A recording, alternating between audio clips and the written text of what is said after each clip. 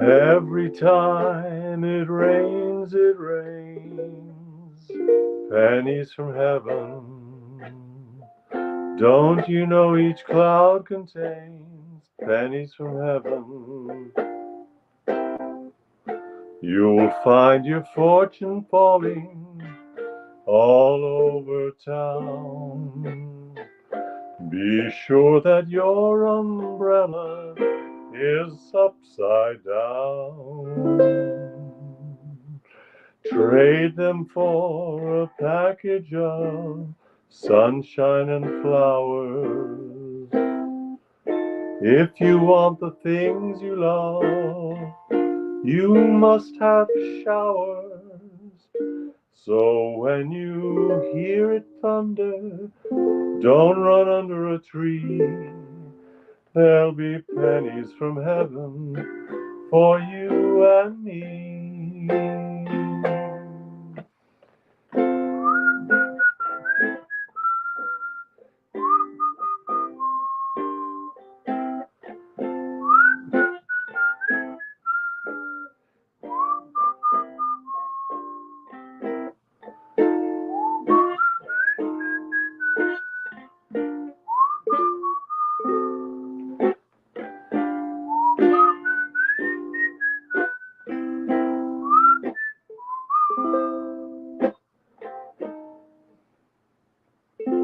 Trade them for a package of sunshine and flowers. If you want the things you love, you must have showers. So when you hear it thunder, don't run under a tree. There'll be pennies from heaven for you and me. Pennies from Heaven, 1936, Pennies from Heaven. Hello, Mary in Chicago. Hello, Dave in LA. Hello, Dawn. Hello, Jill. Hello, Dad. Hello. Who else is here in the room? StreamYard is here. Hello, Dawn. Nice to see everybody. Oh, look, I should move that a little. There we go. That's a little better. Is that better? Yeah, that's the Marabou. I described it the other night. My first night back was 2 nights ago after a little hiatus as I was convalescing and recuperating from Plague 19. Plague 19? I feel like it's a nicer name. All right, that's Pennies from Heaven. Music by Arthur Johnston. Words by John Burke. Pennies from Heaven. Why don't we check and see if these guys wrote anything else of note? Arthur Johnston. Pennies from Heaven.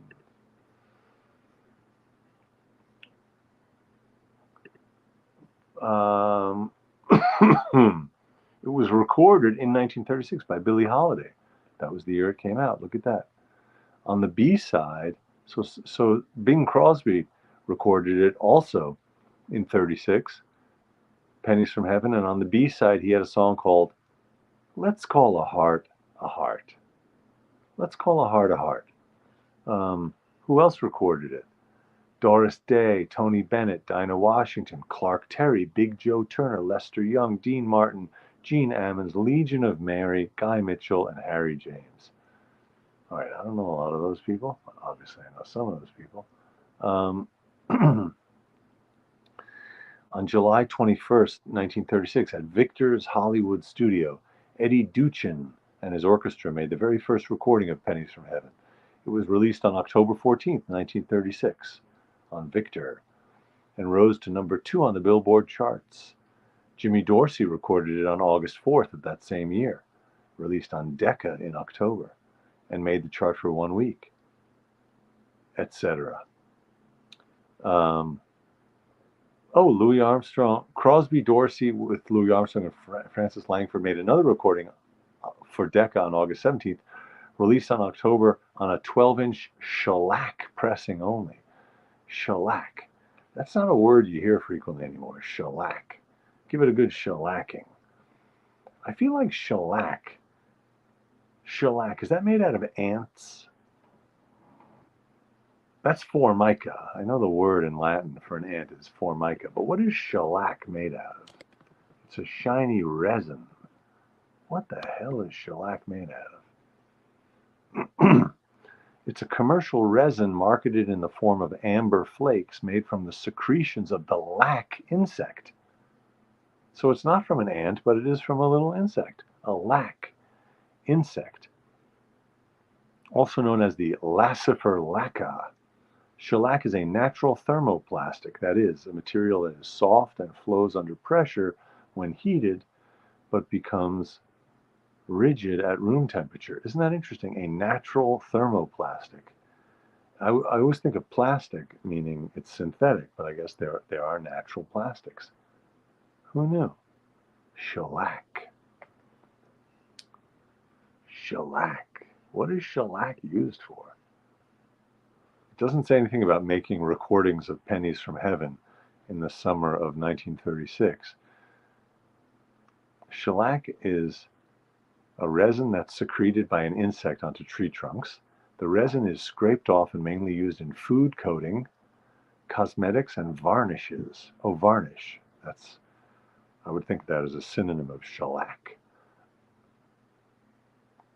Shellac is a natural glue and clear coating. It was previously used in dentistry to make dentures and other products, and also as a coating on drug tablets. They used to put shellac in your mouth. Oh, those dentists. What will they think of next? I just watched an incredible movie from 2019, speaking of shellac, speaking of chemicals. It's a movie starring Mark Ruffalo,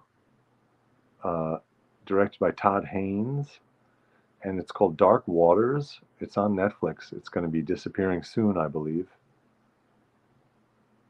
from Netflix.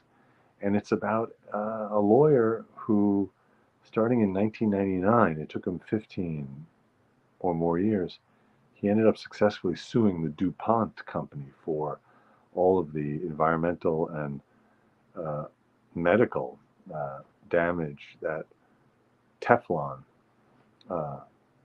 caused over the years. With DuPont the whole time knowing it and doing their own research, and 3M having conducted research.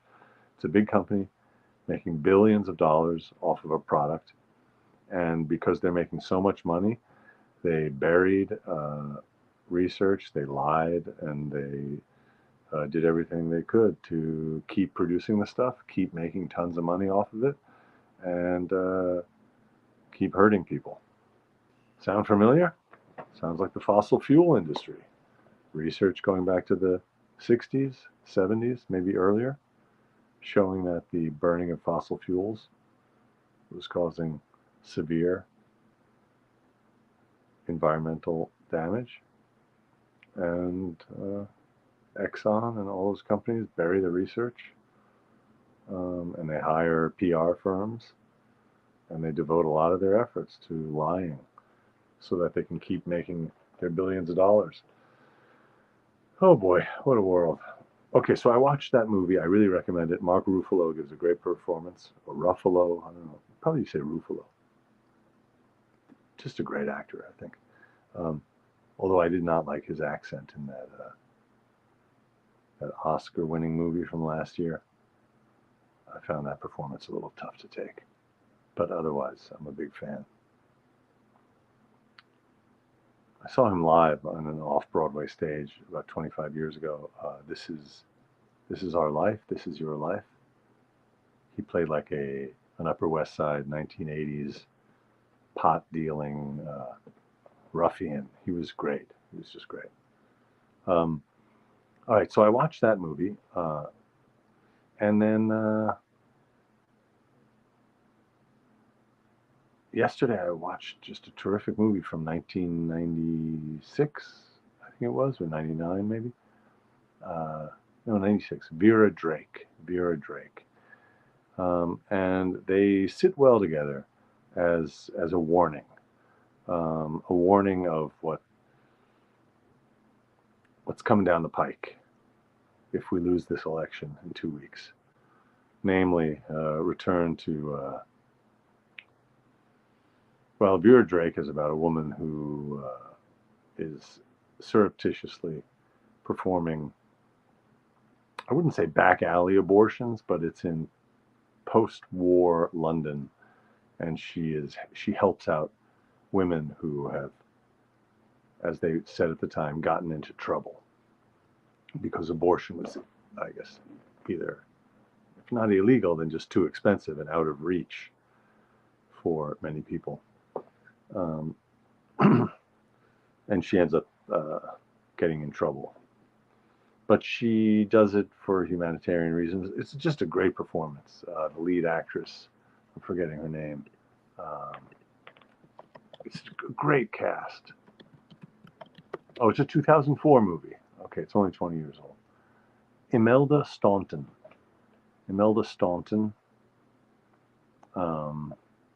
Just a great cast. I thought it was a fantastic movie. Also on Netflix. So those are my two recommendations. But they were both kind of horrifying and terrifying to watch in the context of knowing that we have this election coming up where if it goes the wrong way,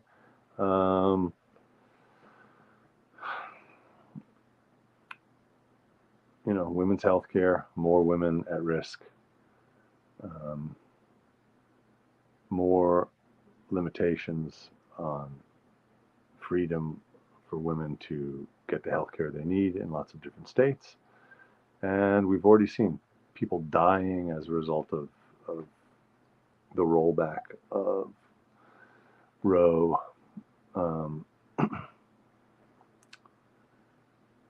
Terrible. And of course, relating to this Dark Waters, this movie about DuPont and the chemical companies causing severe damage to people and to the environment. We would have an administration that would just give free rein to industry, roll back as many regulations as possible under the fantasy that the markets do all the regulation that's necessary, which of course is not true. Anyway, horror show, but two really good movies, two cautionary tales, Vera Drake and Dark Waters. I recommend them both.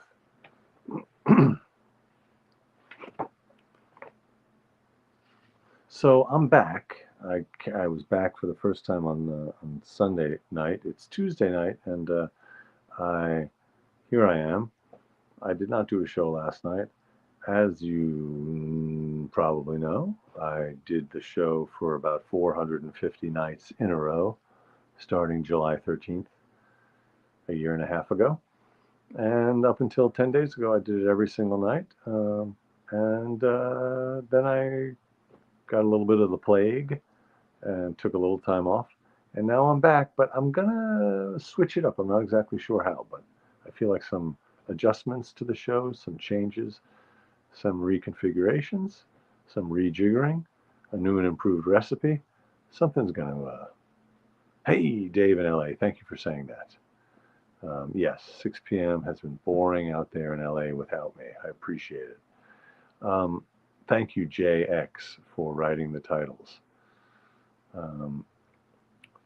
July 14th. It was July 14th, 2023. That's what it was. Thanks for being back. Thanks for your patience while I got my cough under control.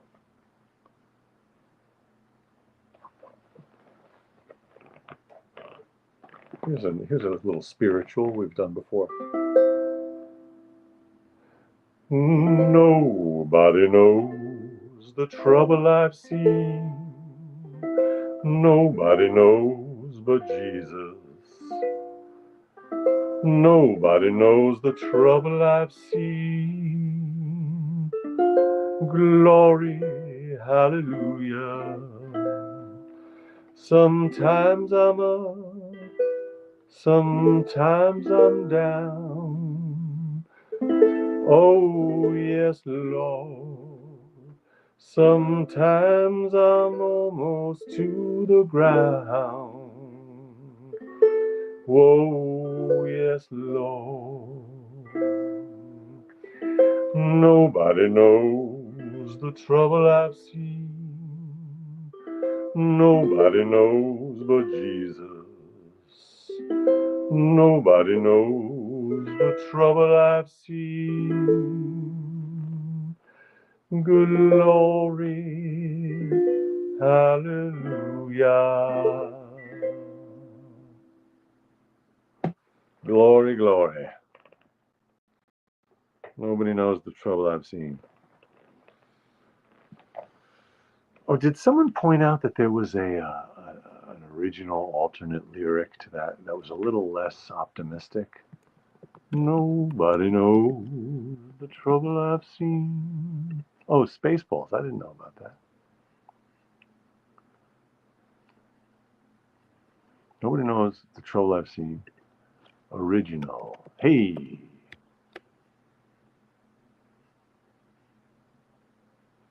That's it. Nobody knows my sorrow. There's no, yeah, it's, nobody knows the trouble I've seen. Nobody knows my sorrow. Nobody knows the trouble I've seen. Glory, hallelujah.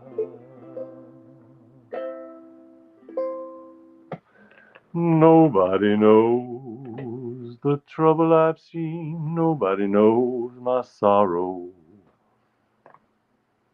Oh, every day to you I pray. Oh, yes, Lord, for you to drive my sins away. Oh, yes, Lord. Oh, nobody knows the trouble I've seen.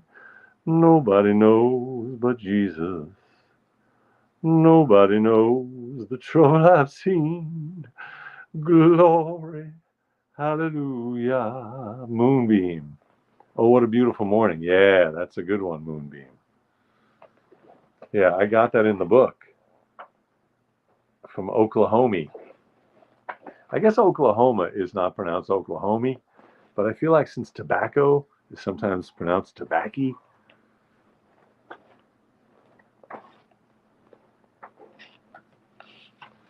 we can say Oklahoma.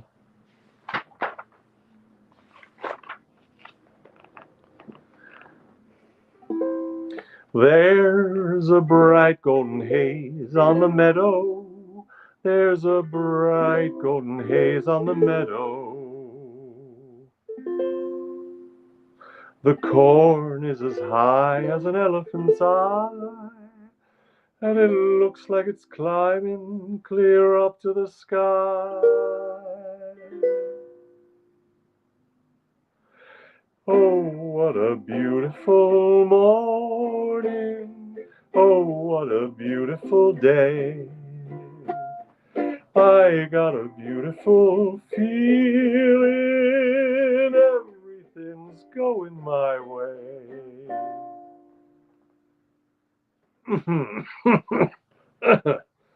Gotta look up that F sharp diminished.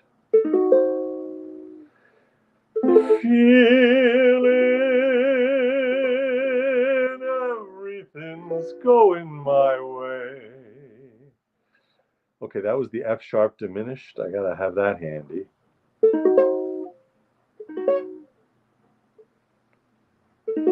There it is. Feeling everything's going my way. All the cattle are standing like statues. All the cattle are standing like statues. They don't turn their heads as they see me ride by. But a little brown maverick is a wink. Oh, gee, here we got this one up. A wink in her eye. Oh, what a beautiful F sus. I don't know about that one. Morning, oh, what a beautiful day. I got a beautiful feeling. Everything's going my way. Okay, third verse. Let's see what happens. Maybe Curly falls off his horse, bangs his head, sleeps for 100 years, and wakes up in Spaceballs. I don't know. Here's verse 3. All the sounds of the earth are like music. All the sounds of the earth are like music. The breeze is so busy, it don't miss a tree. And an old weeping willow is laughing at me. Oh, what a beautiful morning. Oh, what a beautiful day. I got a beautiful feeling. Everything's going my way. Oh, what a beautiful day. All right. Oh, headphones. Hey, Nuro, how you doing? Nice to see you. Ukulele sounds good on headphones, yeah. Thanks, Moonbeam. Thank you for Moonbeamification. Thank you for suggesting that number. I have a photo, I should dig it out, of me in a production of Oklahoma back in the summer of 2000 at the Ashlawn Highland Festival in Charlottesville, Virginia. Hey, Mark, nice to see you. I spent the summer there in 2000, just prior to that election being stolen in Florida, when that recount was stopped. That recount that showed 1 year later, when the recount was finally finished, that Al Gore was elected president. That was the beginning of the idiocracy in ascendance here in our country. I believe that was the watershed. The moment that we elected a doofus and a dunce.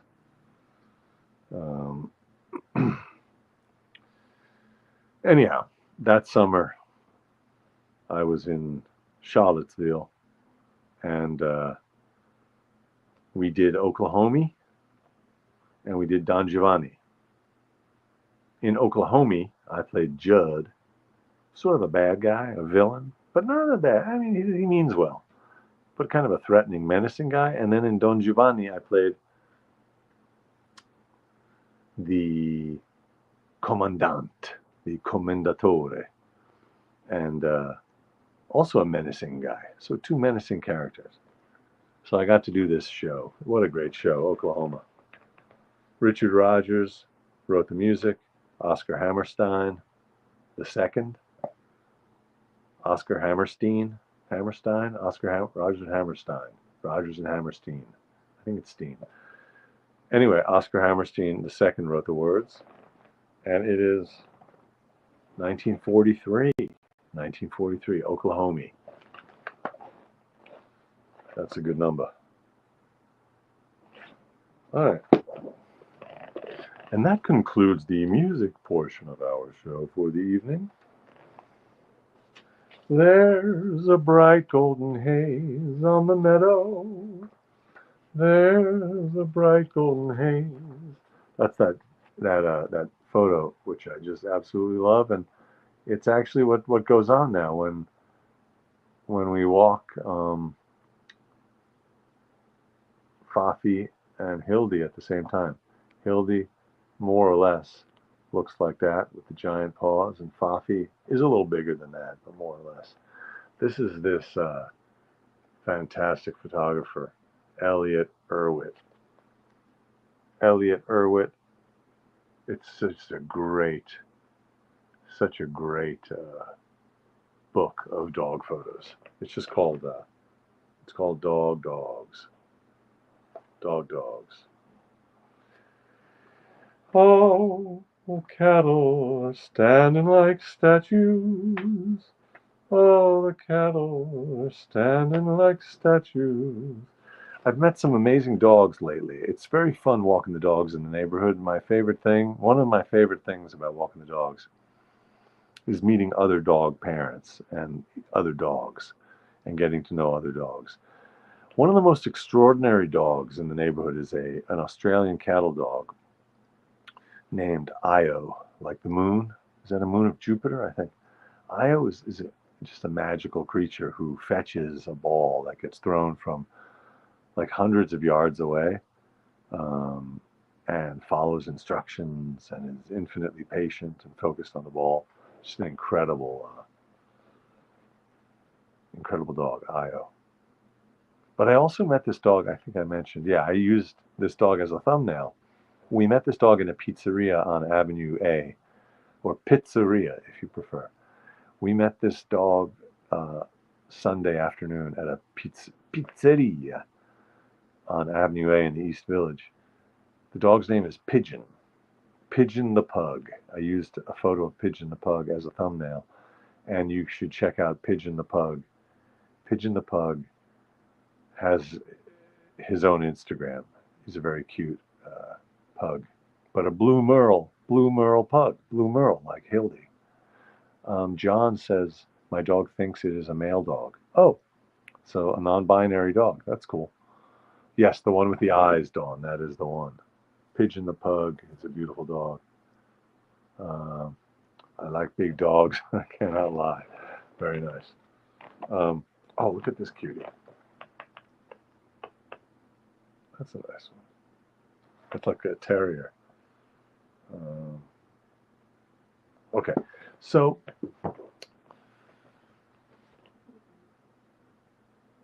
boy, still waiting to hear about those two shows. I mentioned like 2 weeks ago I auditioned for two shows in the throes of my coughing, and got a call. My manager got a call about both roles. One of them, I'm still in a small group under consideration to play this kind of villain role in one of those procedural network shows, which would be fun. And then the other one was a show. Again, I don't know. I don't know if they're happening or not. But then today I got a call back for another. So this is an audition I'm doing tomorrow. It's the second time I'm auditioning for this film, and it's a comedy. And the direction, sometimes you'll get in the what they call the breakdown, the description of the character. Sometimes you will get a description of the character based on like another actor or another role. They'll say, think, and then they'll mention some character. So in this one, they said, think Tommy Chung. Cheech and Chong. Tommy Chong, is it Chong? So think Tommy. So I was playing him as sort of like not exactly a stoner, but just kind of laid back and like a bit of a hippie vibe. But then the director wrote to my manager and said, "Do it again, submit it again tomorrow, but think more." And they mentioned Danny Trejo. Do you know who Danny Trejo is? He's an incredible actor who plays a lot of rough characters. And I think he's had his own show about him just being like the toughest American character actor, Danny Trejo. You'll know his face. He's been in a million things. He's 80 years old. He was born in 44. Oh wow, he's only 5'6". He takes up a lot of space on screen. He is quite an actor. I'm curious how many films he's been in. I bet it's over 100. I'm looking at his IMDb. He has 444 credits on IMDb. That's including TV and film. That is unbelievable. I think that's more than anyone I've ever. Yeah. So anyway, Danny Trejo. So tomorrow I'm going to try to channel him when I redo the scene, or at least, 444 credits. Wow, just 2022 alone, he has dozens, or a dozen. Oh my God. That is a busy character actor. That is a career. Wow. Yeah. Oh, you know his face, yeah. Oh, 12 Angry Men, Lemon. My dog's dead name is Princess. Likes to be called Rufus now. What is a dead name? What does that mean? If your dog has a dead name, is that like what he was originally called? It is fun playing the villain, absolutely. At my age, any pets other than vivarium inhabitants had better be plushies. Sorry, I have to look up vivarium. I don't really know what that is. I know it's like a terrarium, but for animals. What is a vivarium?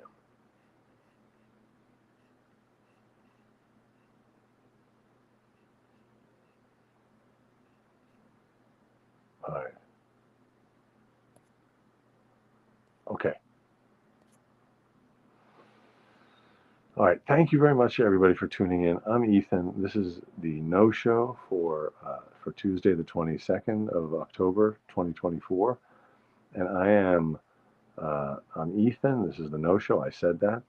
Thank you for tuning in. The No Show is a nightly 9 p.m. show here on YouTube, consisting of talking and a little bit of strumming and a little bit of singing. Yeah, sober, intense. That's what I'm going to think tomorrow for that audition. Thank you, Dave. Thank you, Mary. Thank you, Jay. Thank you, Mom. Thank you, Dad. Thank you, Jill. Thank you, everybody. If I missed you, hello, Frida. Hello. Um, oh, Chris. Hey, my pet is a pig. Oh my God, you have a pet pig. That's awesome. I've always wanted to have that. Oh yeah, your dog in NC. NC was an Aussie. All right, John. Who did I miss? Oh, Moonbeam. Moonbeam. Moonbeamification. Okay, everybody. Thank you very much. Have a great night. I'll see you tomorrow.